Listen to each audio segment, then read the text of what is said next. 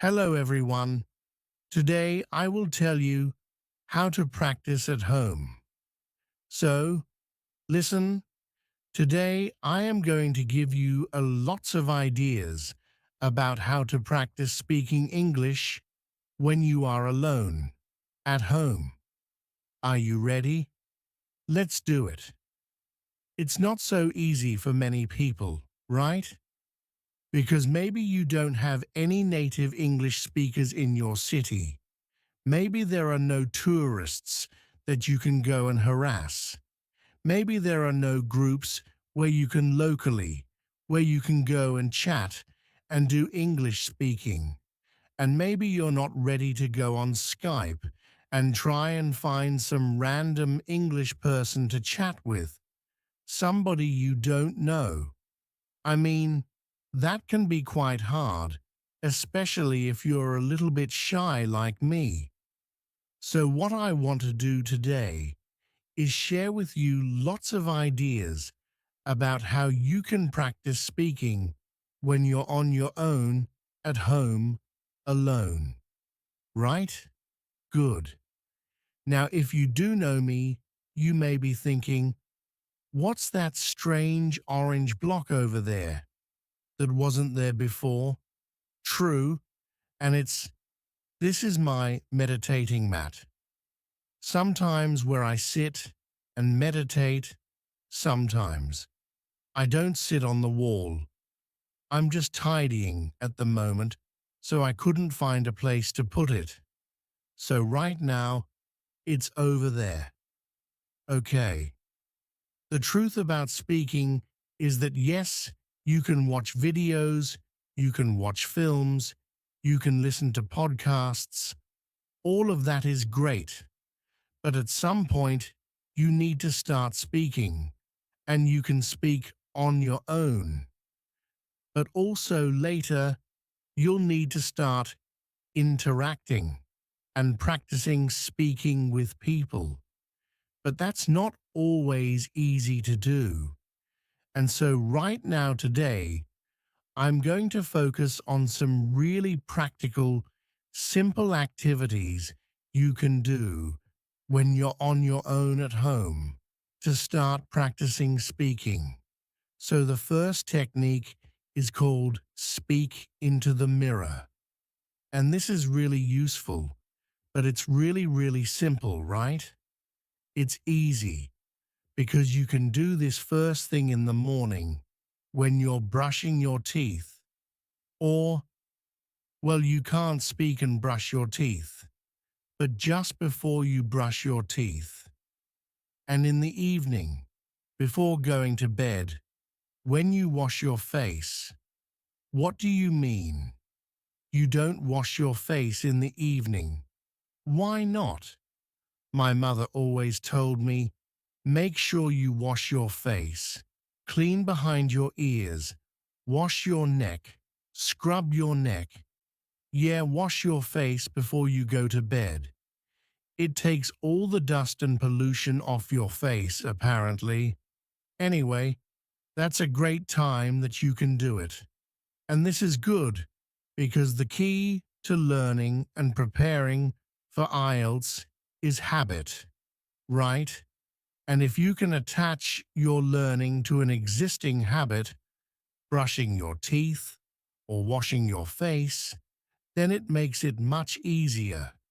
Now, I used to do this when I was learning Chinese, and in the morning, after brushing my teeth, I would just have a few sentences talking about what I'm going to do today in the future, right? Speaking Chinese, right? So today, I'm going to go to the park. I need to go to the supermarket. I'm going to buy some vegetables. I'm meeting Jack at 6 o'clock. I might go to the cinema. All in the future. Brilliant. And then at the end of the day, you can talk about what you did or what you have done, right? Today, I went to the park. I played football. I went shopping in the end. I've done a lot. It has been a good day, right? past tense, present perfect as well. So you can see it's actually great to practice different tenses. It's a bit like writing your diary at the end of the day, right? Which is also a great way to practice writing, but this is speaking in front of the mirror. It's nice. It's reflective learning in many ways. Okay, moving on. The next one I call collocation fun, right? Collocations are words that are often used together, right? Like we talk about heavy rain. Heavy rain in English, we don't say big rain. Today, there's big rain. No, there is heavy rain. So these are collocations. Collocation fun is where we're going to practice speaking, using a very common teaching method from really based on the task-based approach to teaching. And it's based on prepare, practice, present. So we'll be preparing the words, the collocations, practicing sentences, and then presenting a whole talk. Okay, now the reason I suggest doing this in front of the mirror is that actually there are great benefits of talking to a mirror, right? First of all, mirrors don't answer back like young children or wives. But apart from that, right, when you're speaking in the mirror, you can look at your mouth and you can see the kind of movements that you're making, which is great, right? It's useful for pronunciation. You can also check your body language. You may be surprised to see that you speak like that without ever moving your arms, or that you suddenly realize that I'm doing this all the time. That's fine, but it's being aware of your body language can be quite good. And also, you feel like you're talking to someone, right? Many people I know, and this happened to me, right? I practiced for a long time with a book, and when I went to speak to somebody in the foreign language, it was like a shock seeing this face in front of me. Oh my God. But practicing with the mirror, you've got used to a face in front of you, right? So it does help. So let's look then. Prepare, practice, and present. Preparing. What I suggest you do here is you take a topic, right? A recent topic we were studying in the live lessons with science, right? And then get some collocations. You can use your course book. If you want, you can get onto the internet. You can go to my channel and watch other contents like How to Learn English, My Struggle to Learn English, and others, etc. This one called Master Your English. And in here, right, you have got free videos lessons. You can go through to the free video lessons, and there is a recent one on how to learn English. So you can just listen, right? Download the video. Yeah, we want to download that. And then find in there all the collocations. Look, you've got the notes here. And here, you've got collocations. You've got idioms. You've got loads of stuff. And what I would do is I would take maybe 6 or 7 collocations or idioms like exact science. It's not rocket science to be on the same wavelength. And that's the preparation, right? That's step 1. Step 2 is in front of the mirror. Just make a sentence with it, right? exact science. Well, parenting, bringing up children, is not an exact science. Cooking is not an exact science. Frying an egg, it's not rocket science. It's actually quite easy, right? And then I'm just practicing sentences here. And then in the end, after practice, present. I take one of the old part 2 questions around science. Maybe something like, describe an area of science you're interested, and then start to talk about it for maybe a minute, and trying, if possible, to use some of these phrases and sentences, right? So you may say something like this. Describe an area of science you're interested in. Well, okay. I guess an area I'm interested in actually is cooking.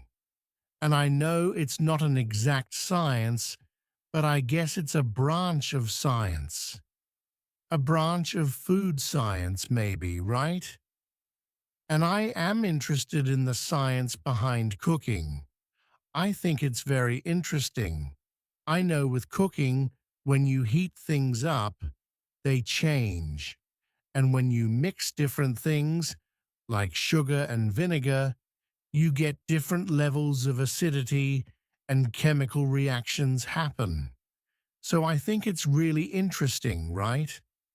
I think chefs and scientists are really on the same wavelength because they're trying to experiment, discover new things, whether it's cooking or new dishes, things like that. I know cooking isn't rocket science, but I am interested in how it works. And so, yes, although it's not a hard science, I think it's an interesting area of science for me. So you can see what I'm doing really here is not giving a perfect part to answer. I'm just trying to activate and practice some of these expressions that I've been learning. And that's it, really. So that's it. It's great because that preparing the collocations, practicing the sentences, and then presenting a talk is a really tried and tested method. Do it in front of the mirror. It's great. You get everything. You get the contact with somebody, you, but you can see yourself. You can monitor yourself. It's really, really effective collocation fun. Great. I want to go and do it. It sounds like so much fun. I'm going to do it again right now. I'll be back in a moment. And next up is practice with short audios. Now, I am a big fan of extensive listening, right? Listening to podcasts and films, that's great. But when it comes to speaking, I think short audios are much better. They are bite-sized chunks. They're easy to use, and your concentration is shorter for shorter periods of time. You can work with, for example, recorded IELTS sample answers. There are many websites have those. Not written, it must be recorded, right? You want to listen and then speak. There's a tool that I've talked about in the past to many of the students here. It's called LingQ, and I like it because it's full of short audios that you can use to help start speaking. And it's free. I mean, there is a paid version, but you know you can get lots of stuff for free, which is great here. So let me show you first of all how that might work. So this is his LingQ, okay? I'm not going to explain how it works. You can find that out once you kind of sign up for free. But basically, there's a library. You choose your level here. So let's say I'm going to go intermediate, and you can choose down here different audios to listen to. I've got one of my previous lessons here about sport that I will open up, and let me just show you briefly how it works. We'll just focus on the bit on the left. Okay? Okay, let's try. Hello, Stephen. Hello, Steve. Nice to see you again. Nice to see you again. So what I want you to focus on first is as you listen to the sentence, pick out the stressed words. Nice to see you. Nice see you like to chat a bit about your interest in sports. Chat, interest, sports. So I'm just repeating the stressed words.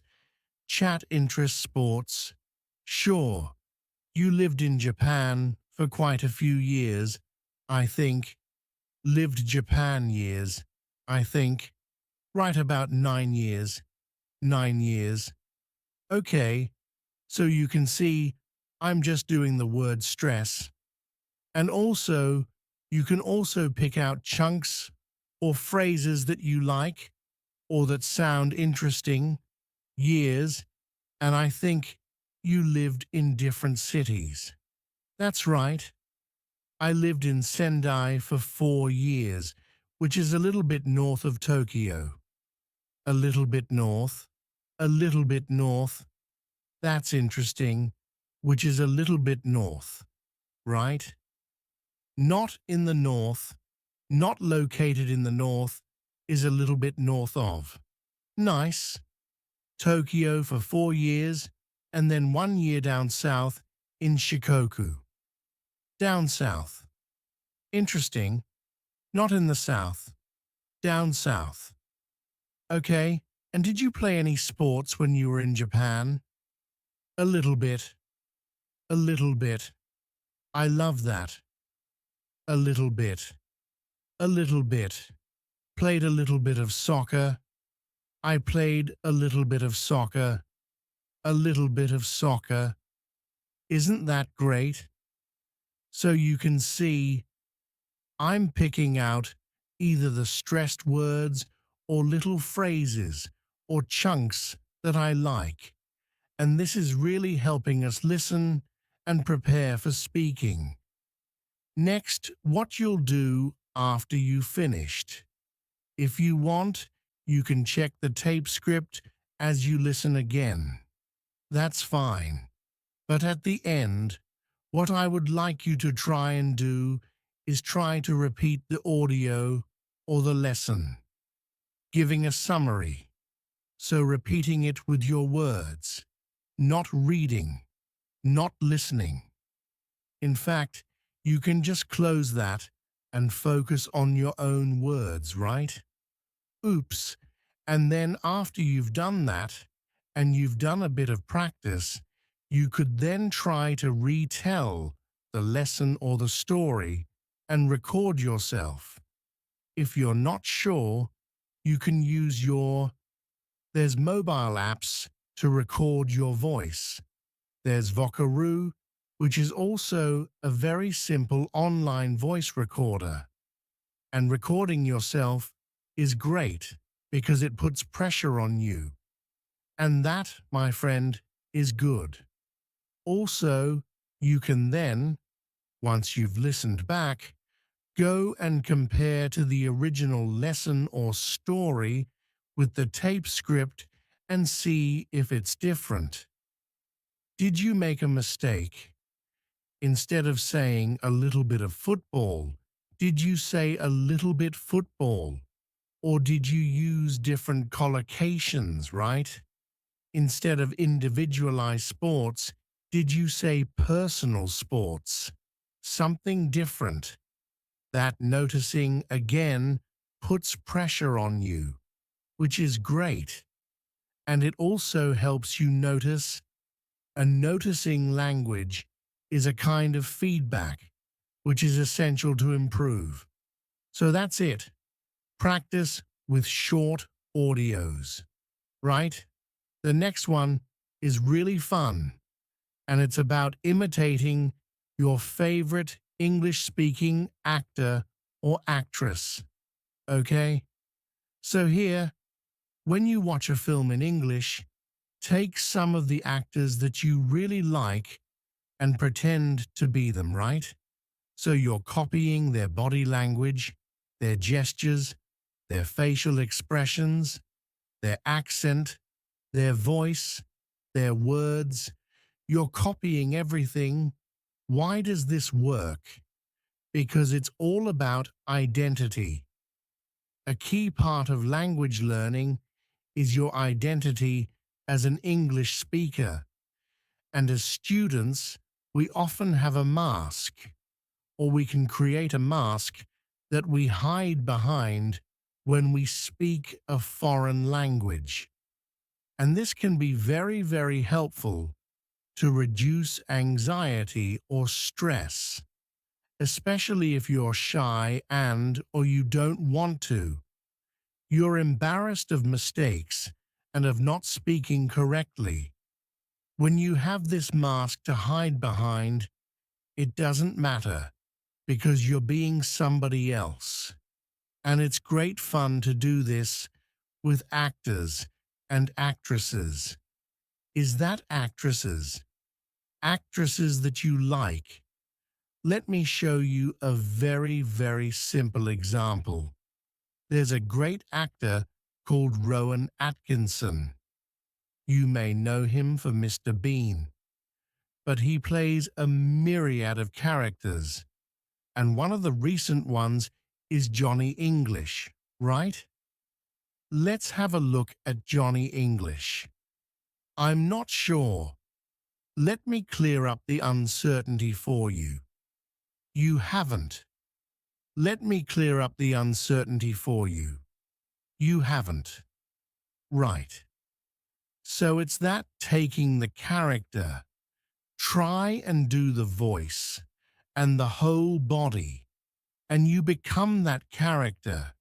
And you can do that when you're practicing speaking on your own, right? You probably don't want to do it when you're out and about at the shops or speaking to foreign people. Hello. They'll think you're Johnny English. They think you're mad. But when you're having fun at home, it can be a great way to practice. So that's it.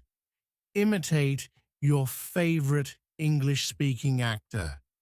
The next one is to send audio messages, right?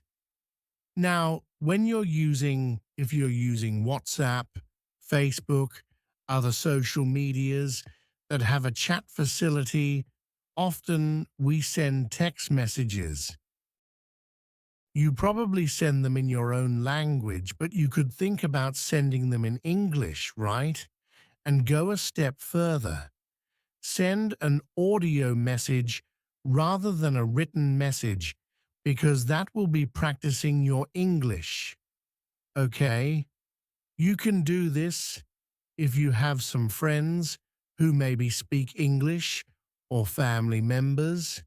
You can have a bit of fun with them practicing sending messages to each other in English or any other language, right? I mean, we do this sometimes. It can be quite fun to do. And the great thing about sending audio messages is it's not like a live phone conversation where the pressure is there. You have time to prepare, to think about what you're going to say, to record it. And if you don't like it, delete it. Record it again. But it doesn't have to be perfect, right? It's just about practice, not perfection. Practice. So sending audio messages is a great way to do it. Next up, imitate the English foreigner. Now, I'm sure most people can imagine or know how English people speak your language, right? If you've got tourists or you've met people from other countries who speak your language, how do the English people speak your language, right? Take that sound, that accent, and start to use it. So, for example, let's imagine I'm Spanish, right? And I'm thinking, so how do English people speak Spanish, right? They don't speak perfectly. They speak with an English accent, right? So the Spanish person would try and speak Spanish with the English accent, right? And then switch to English, but keep that accent. Hello, how are you? I'm fine, thank you. Can you hear that? That the same pronunciation and accent is easy to switch. And suddenly, my English sounds English. It sounds great, right? That's it. I'm doing an example with Spanish, but you could do it with any other language, right? Think how English people speak your language. Speak your language with that accent, and then switch to English, keeping that British accent, or English accent, or American accent. It really can be quite useful and fun to boot. Great. Now the next idea is shadowing. Of course, a shadow, right? If the sun is shining down on the floor behind you, you have a shape the same as you, right? Dark, that's your shadow. The sun leaves a shadow, you leave a shadow. And to shadow someone is to follow somebody. So if I shadow you, it means I'm following you. Sometimes detectives will shadow suspicious people, right?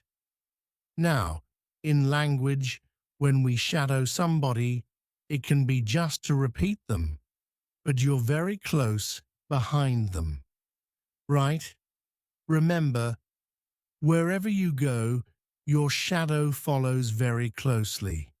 So here, the thing to do is to find a short audio and to listen for maybe a minute and to repeat almost on top of the voice, but maybe a fraction of a second behind them.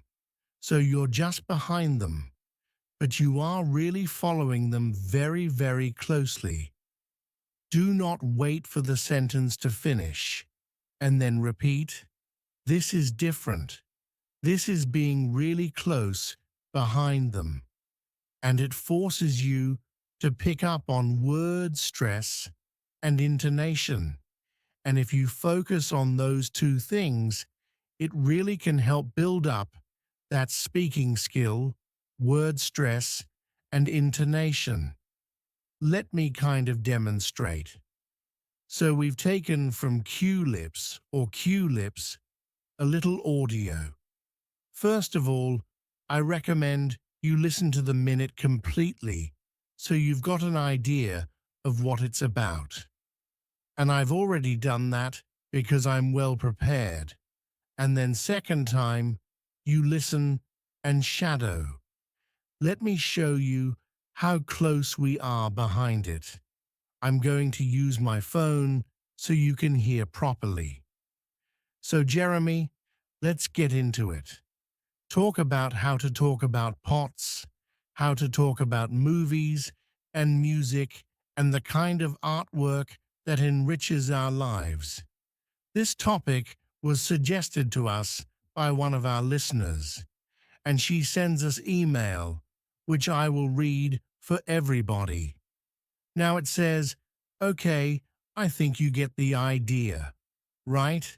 So it's different from wait, listen, and repeat. It's shadowing, following closely. At first it's very hard, but the more you do it, the more you'll be noticing word stress, intonation, even accent. I noticed I was picking up a Canadian accent. About, it's all about, right? That is shadowing. Let's move on. So we've had shadowing, right? Now we're going to look at responding. What is responding? Well, put very simply, Responding is you hear a question, you get an idea, you give an answer, you respond. The biggest problem students have is that they practice. They take a question, they know the question, they've prepared it, and they practice giving answers. Right? What happens in the exam? Well, surprise, surprise, in part 3, you get strange questions you weren't ready for. What do you think of globalization? Um, um, uh, uh, and what do you do? Well, first of all, have something to say about globalization, right? Make sure you've done a bit of research on the topics. Get some ideas. If you don't know, you can always say, "Oh, I haven't thought about that. Let me see." Right? Use a time filler to gain time. Let me see. Right? Use a time filler to gain time. But the most important thing is that in your practice, as well as looking at these topics, right, you need to practice responding.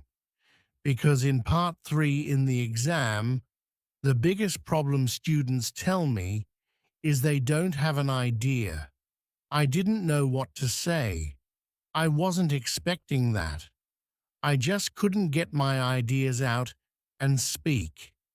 So you need to practice responding, where you hear a question.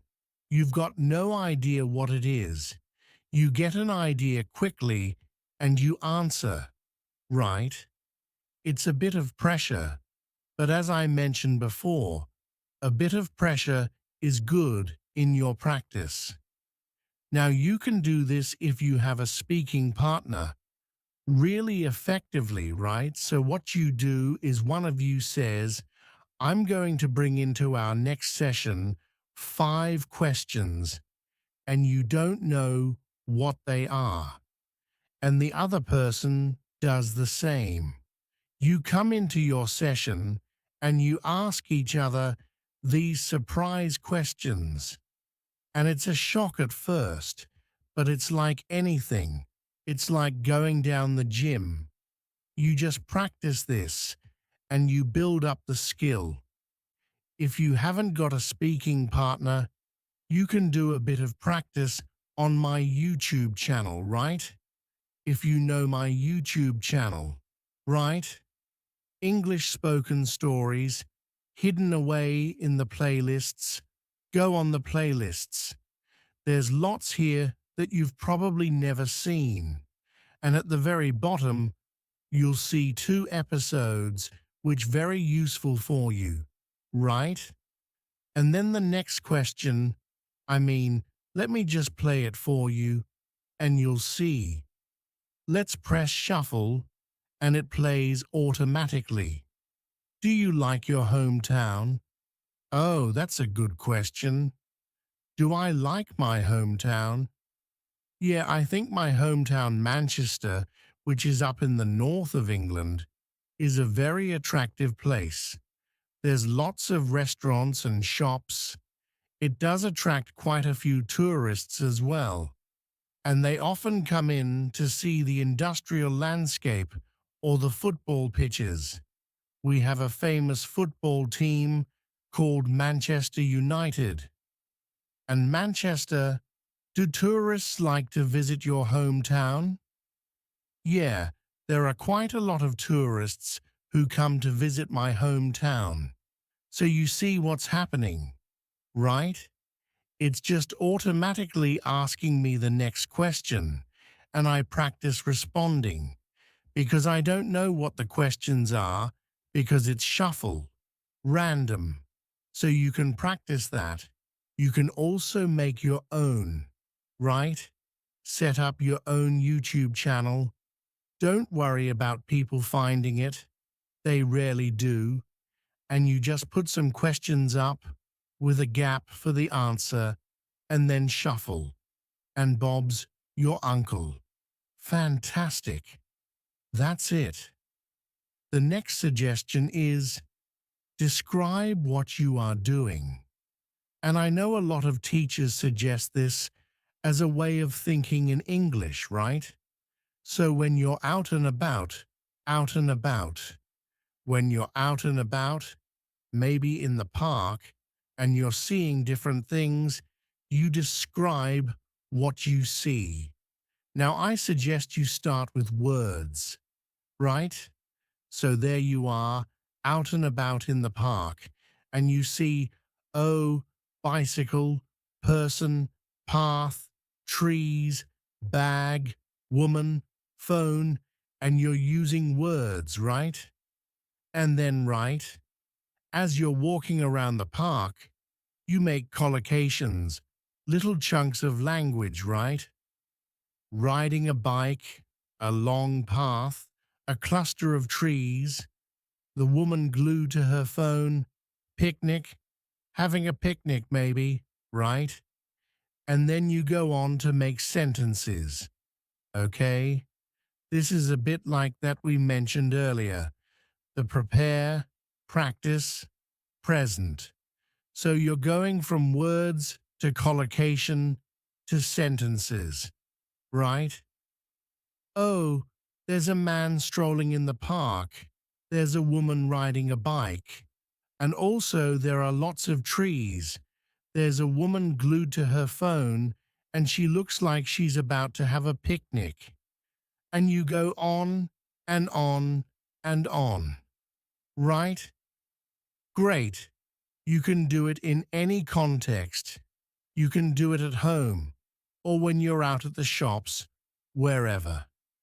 Now you may think and you may say, yeah, but Ariel, you can't go around the streets talking to yourself. People think you're mad.